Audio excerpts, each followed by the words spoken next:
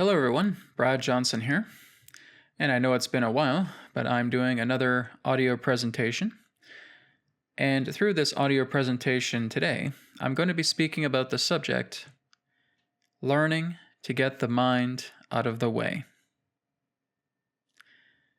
Now, I live a non-dual life. Brad, what does that mean? Does that mean that you live a life where the intellect is not used at all? No, not at all. As a matter of fact, I'm actually quite the thinker.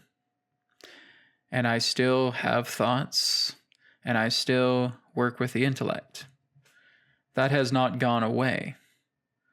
Oh, but Brad, if you're in the non-dual, then doesn't that mean that the intellect, the mind itself, should be thrown aside? Nope. Huh. Okay. That's interesting. So why do so many of the non-dualists always tell you to go beyond the mind, to get the mind out of the way, so that you can realize your beingness?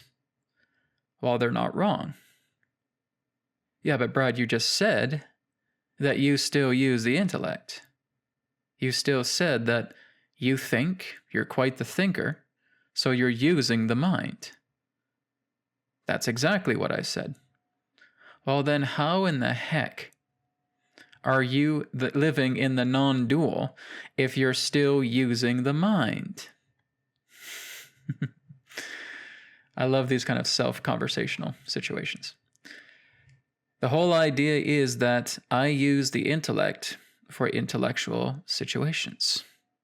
I use the mind for mind-based situations, where there is work that I'm doing that requires thought, that requires articulation, such as me talking through the microphone right now to you guys. That's an intellectual thing. So therefore, I'm not discarding that. But here is what I am getting the mind out of the way for. When there is love, the mind is not there. When there is completely the nature to embellish life, being fruitful and living life, the mind is not there. When I am in beingness, the mind is not there. When I work with the heart of desire, so that as I desire something, desire brings me to that thing, the mind is not there. When I know that I am spirit, and I am at peace, and I am in harmony, and I live from within myself, knowing that I am spirit, the mind is not there. Do you see now? It's not about discarding the mind altogether. The mind has its place, even though, as I've said, it is the lowest, it is the weakest, it is the slowest, and it is the most ignorant layer of the soul body. It still is a part of the soul body. So when we have intellectual pursuits, when we're doing work and thought is required, we're doing that work with the thought. Where mind is needed, the mind is embraced. But when living in non-duality, the mind does not need to be there. And when I'm talking about living in non-duality, it's meaning everything that exists beyond the mind is where I'm at, through love, through life, through the witness that is the soul, through the spirit force that is desire. The mind is nowhere to be seen. And what actually causes us to get clogged up in the works is when we start identifying these higher forces of the soul through the mind. The mind is incapable of bringing you any harmony whatsoever. It's an ideation construct. It is all about thought, feelings, emotions, sensations. That's the nature of the mind. It's a bundle of all of those things. It's a construct representing that through ideation. And like I said, there's a time and a place for that.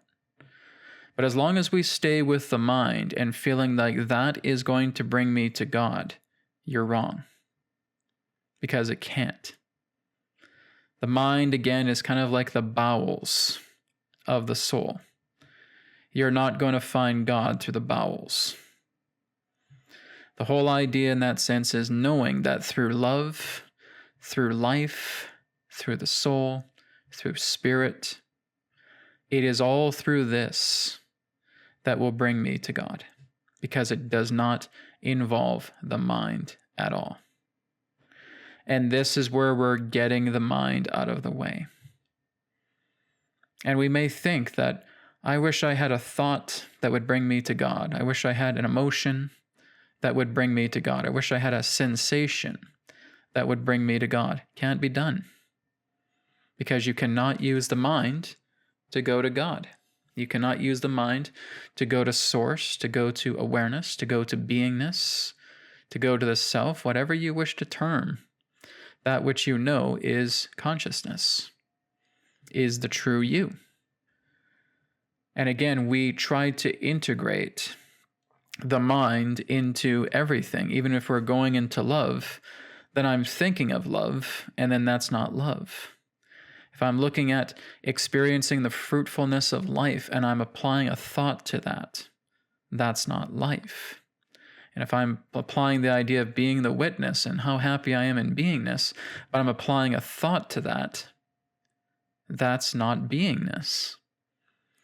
If I'm desiring all these things and I'm just completely enamored with all of these thoughts relating to desire, that's not desire.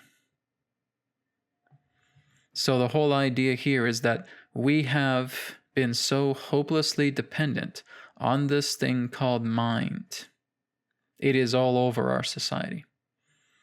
You have many teachers, many scientists, many experts saying, oh, here's how you can reprogram the mind. Here's how we can bring positivity through the mind and through neurolinguistic programming. We can do this and we can do that. Don't get me wrong. There's some interesting manifestation tricks you can do with those things. Yes. But is that going to bring you peace? Not in the least. The mind is not capable of bringing you peace at all. I don't care how hard you try to think that a certain thought is going to bring you peace, it won't. Do you know the only time the mind can actually bring you into peace? It's when it's silent. It's when it's dead. That's basically what we can understand as a silent mind. The idea of the mind being dead. The idea that when we are truly in beingness, we are in witness consciousness, that which is the soul. When we are in that witness consciousness, the mind is not at all present. Therefore, we could say it has been temporarily killed. It has temporarily died. Because there may be, again, a moment where you come back into the mind, a thought pops up. But for as long as you're silent, as long as you are the witness, as long as you are the observer, the mind is dead. And of course, we can come back into it again. But it's no more different in that way about looking at a memory that once affected you. And through your awareness to surrender and to release that, you've taken away everything that represents the dualism pertaining to that memory. Therefore, everything that represented the duality of what you gave that memory has died. Has that memory died? No, not really. I can still access that memory. I still remember everything that that event that is now placed inside my memory entails. But everything that represented the dualism that that memory once held in it, that I gave it, is now dead. But I still remember the memory. It's the same thing with mind. I still know that mind is there, but it's not in the picture with me. It's not in beingness. As I am aware, the mind is not present. It's temporarily dead. And that's where you have the greatest freedom. The mind cannot give it to you. This is why you are learning to get the mind out of the way. Because all the mind knows how to work with is extremes. It works with polarities. It works with compartmentalization. It works with the up and the down, the left and the right, the front and the back, the black and the white, the good and the evil. All of these things that only promote dualism. That is the heart of duality. The mind doesn't know how to do anything else. It's going to be a thought construct. It's going to be about ideation. That's all it knows. But again, we have been so heavily programmed, as well as enamored by the mind, believing that the mind is what's needed for us to go into the higher bliss states. No, it is not needed, and it cannot do that whatsoever. That's not its function. That's not its purpose. It is not capable of doing that. The mind is where the separate self resides. It abides in the mind. And all it really is just a shadowy phantom and nothing else. It borrows your face. It borrows your characteristics. It borrows your personality. It borrows identity. And just carries out a facade. It does nothing but manipulate. It does nothing but masquerade, pretending to be you. But when you seek for the ego, it never ever becomes revealed. That fleeting shadow vanishes.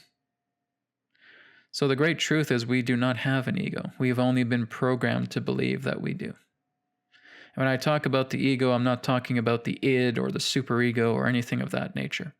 When I talk about the ego, I'm basically just looking at the idea of a program, an illusionary program that we have been bred to believe is real since the day that we're born. And that's the false shadow. That's the shadow that just vanishes without a trace as soon as you try to look for this ego. Just as Sri Bhagavan Ramana Maharshi would try to tell people about that when you stay with the I, you want to find out its source. And when you look for that source of the I, that which we know as the ego vanishes. Because it doesn't exist. If it exists, you would be able to find it. No one's been able ever to find their ego. Because all that's here is you. It's just a program. It's thought forms. It's a phantom. It's a ghost. It's a fleeting shadow. This is why I refer to the ego as that separate self, fleeting shadow. And guess where that dwells? That dwells in the mind. It doesn't dwell in any other of the forces relating to the soul. The mind is the house of a falsified ego because that is where manipulation dwells. It is the only force, the only body within the soul that can actually be manipulated. Love can't be manipulated. Life can't be manipulated. The soul itself cannot be manipulated. The spirit force cannot be manipulated, but the mind can be. This is why I say it's like the bowels of the soul. Like I said, there's times where we need the bowels, right? We need the bowels in our body, of course, to get all the waste out. Well, that again is what the mind is doing. It's acting as the bowels. It's getting all the waste out. And that waste comes from the intellect. It comes from extreme polarities. It comes from duality. That's the bowels emptying itself out. That's the mind. So basically, we've been hooked on the bowels of the soul. Isn't that interesting? Believing that thought itself needs to be the majesty. It needs to be the sovereign. The sovereign is thought. The mind is so powerful. Don't get me wrong. The mind certainly has strength. But compared to the forces that exist beyond the mind, can't hold a candle to them. When you truly are in love for the sake of being in love, your power is far grander than anything that the mind could ever give you. When your actions bring about the greatest fruitful activity, where you witness miracles happening and birthing themselves at every moment because you are completely in harmony with the fruit of life, the fruit of your actions, and your livingness is profound, mind can't hold a candle to that. When you are witness consciousness, when you are the soul, and you simply abide in beingness and just witness everything, and the peace that you now feel is greater than anything that you can imagine, the mind can't hold a candle to that.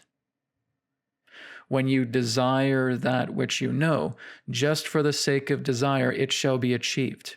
I desire to know God, and through desire it shall be done. And that willpower and that determination brings you into this epiphany of realizing I am God. I am consciousness. I am pure awareness. That's who I really am. The mind can't hold a candle to that. You see, you love for the sake of loving. You live for the sake of living. You are witnessing through the sake of witnessing, through the soul. You are desiring for the sake of desire. And that's it. None of those involve a single thought. None of those involve a single sensation. None of those involve a single emotion or anything that is the byproduct of the mind. And when we love for love's sake, when we live for live's sake, when we witness for witness' sake, when we desire for desire's sake, you're free. You are now living through this entire reality as sovereign, as a master who has realized their power, because the higher forces beyond the mind are your true power. They're not weak. The mind's the weakest. It's the bowels of the soul. So therefore, this is what you're getting the mind out of the way for. So it is not interceding with your ability to love, to live life, to witness, to be, to desire for the sake of desiring. You are now getting the mind completely out of that equation. It no longer has any presence among the higher powers of the soul. This, again, is where you live miracles all the time. Because I can love and mind doesn't step in. Because I can live life and mind doesn't step in. Because I can witness and I can be and mind doesn't step in. Because I can desire and mind doesn't step in. I feel the true power that I am. I realize who I am and what I am. Because it's those higher powers that are going to bring you closer to it. It's to know that through beingness, you are pure consciousness. Through witnessing, you are pure consciousness. But the mind will never deliver that realization to you. It can't. So what am I trying to say here? Just use the mind for mind-based endeavors, for mind-based tasks. Utilize intellect for when intellect is needed. But do not use intellect when you wish to love, when you wish to move yourself into the fruitfulness of all life, when you wish to desire just for desire's sake, when you witness. There's no intellect that involves itself in those higher powers, those higher forces. And this is why I live the non-dual. When I love, it's for love. When I live, it's for life. When I desire, it is for desire. When I witness, it is for witnessing. So that is the whole idea here, is to let go of that entire prism that we call the mind and trying to appoint that into all of the higher forces that are you, that are available to you right now. It's not something you need to acquire. It's not something you need to look for. You possess naturally love. You possess naturally the ability to feel the divinity through the actions of life, to bring everything that is fruitful and good to yourself through the actions that you commit to through life. Through the idea of being a witness, of being an observer. That's available to you right now. To desire that for the sake of desire, to where it is received instantly. If you want to instantly manifest, you desire for desire's sake. No thought in the way, you'll have it immediately. Because there's nothing in the mind that is being that filter. And so therefore, as soon as I desire something for the sake of desiring, it comes. There's not a trace of mind in the way. There's not a thought. There's nothing of the byproduct that relates to mind. My determination, my willpower to desire that one thing that is so grand, and that I'm doing this simply for the sake of my desire, it will come to me like a lightning bolt. That's how powerful we are. But we limit our power as soon as we take that prism of the mind and we jam it into these shining lights of higher forces that exist beyond the mind. When I feel that I want to have a thought to love someone, the love is not there. Nor is the desire, nor is life, nor is witnessing. As long as I'm saying in thought, oh yeah, I'm witnessing, I'm witnessing. No, you're not. You're just contaminating your ability to go into beingness because you're just appointing all of this through thought. This is why the mind has to go. So Brad, what do we do? How do we do that? How can I get the mind out of the way so that I can truly be one with the higher forces? You simply have to realize that when you are loving, for example, just stay with love. That love is clarity. When you are providing actions, when you're doing things that enables you to feel the joy of life, the joy of living, just be with that. Right? There may still be thoughts that come up, but you're not involving yourself with the thoughts. You're not bringing yourself into attention to the thoughts. As soon as we get attention and involve ourselves with the thoughts, then we're plugged into the mind. But if we're aware that thoughts are happening, but we're not attaching to them, then you're good. This is why awareness is so powerful. It's us, but when we are aware of everything, that is where harmony shines. The awareness shines upon everything. Everything that we are aware of is shined on by awareness. So even if there are thoughts in the mind, don't worry about it. Just be aware of them, but you're not giving them attention. This is why an exercise like antarmona, the inner silence, is so beneficial. Because it takes you through the entire process of feeling the body, of feeling the sounds of the outer environment, of feeling sensations, of feeling your thoughts within your mind and not attaching to them, just witnessing them, being aware of them, and then just coming into the silence and just being aware of that. That's a perfect example of how you can therefore completely enrich yourself with the higher forces that exist beyond the mind, just by being aware that you can love and that you do love and that love is shining beautifully through you. All you're doing is you're standing in the awareness of love. You're standing in the awareness of life. You're standing in the awareness of being aware. You're standing in the awareness of desire. That's all you have to do. It's awareness that needs to be natural to you because it's who and what you really are. And even if there's thoughts in the background, just be aware of them.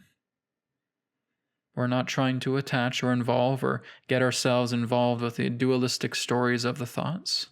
Just be aware. And as you're aware and not attaching and not giving it attention, they will come and go. And you are being aware of your higher powers, your higher forces. So to really take advantage of those higher forces, you have to ask yourself the question, what have I experienced that helps me to understand that feeling of love? that I can love for love's sake. Have I ever loved somebody? Have I ever loved a situation that made me feel so wonderful? And I just stay with that. Not a single thought in the mind. And I'm there. And that's my awareness.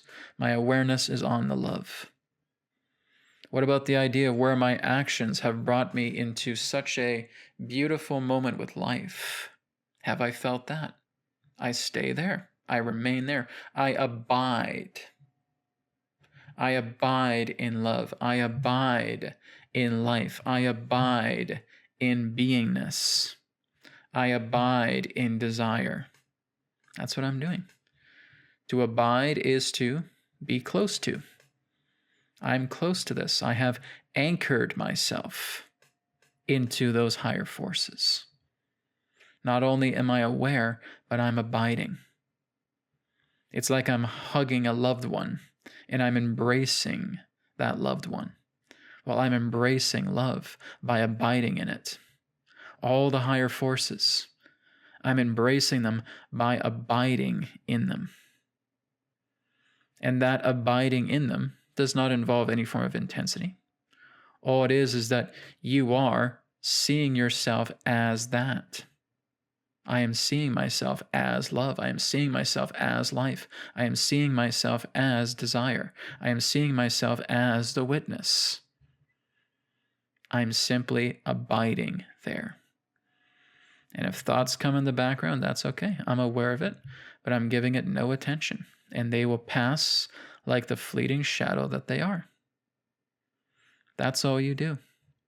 Certainly we can do breathwork exercises, we can do heart rate variability, we can do pranayama breathing. All those things certainly help, yes. But also we're understanding that breath is also a part of the mind. So we're also letting that go at the same time. Therefore, I'm aware of my breath, but I'm not giving it attention. I can give it attention up to a point where I feel like I'm in control, like I'm in my center. And then once I'm in my center, I let go of the breath. And then I just stay, I remain, I abide in calmness. And through that calmness, I abide in the higher forces of the soul. So this is the reminder, to get the mind out of the way so that you can truly embellish yourself, so you can truly abide yourself into the higher forces so that you can now see your entire life transform, because now it is abundant with love, with life, with witnessing, and with desire, all for the sake of those true forces that you are. Thank you so much for listening, and I'll speak to you again in another perspective of the now. Om Shanti Shanti Shanti. Namaskar. Thank you very much for checking out the New Earth Teachings YouTube channel. Feel free to like, comment, share, and subscribe. And you can check out the websites, newearthteachings.com, where you can order a private session, 3 questions by email, EQ method, and a lot more.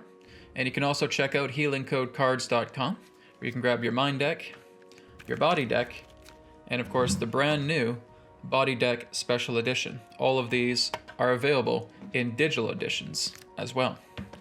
And you can also get a shirt just like this through healingcodeshop.com, where you can experience the healing codes in apparel form.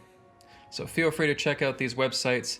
Thank you so much, and I'll speak to you again in the next video. Be well.